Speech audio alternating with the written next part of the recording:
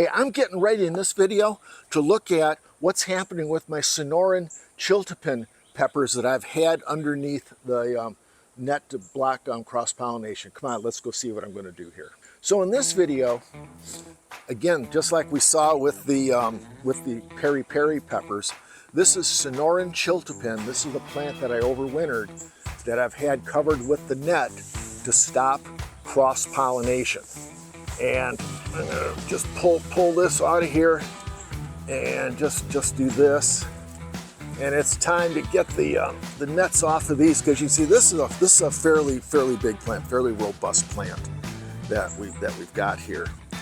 And what I want to do with this is, with these Chiltepin peppers, they're also called bird peppers. And because the birds, it's very easy for the birds to harvest, because these peppers, unlike those peri-peri that I did in the other video, these come off very readily.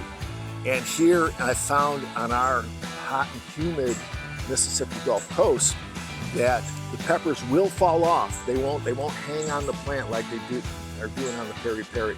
So when you see these bird peppers start to ripen up, you got to pull them. They're ripe, but I just don't want to lose them. And you come in here, and I'll zoom in here to show you here. But those little peppers come right off in my hand.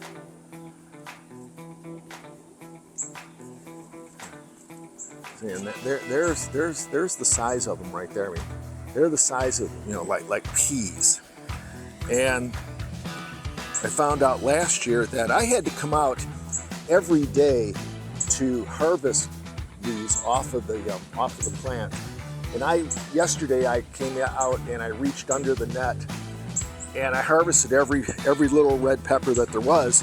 But hey, there's even more of them today. So I'm going to be into the daily harvesting of these guys. But you see, there's one that is not ripe yet, and we'll just keep going and harvest these. These are available at Heritage Cottage Seeds. These are going to be part of my isolated seed batch that I'm going to be offering for next year. So anyways, this is just another glimpse into real world gardening. Come on, let's grow better together, okay? See ya.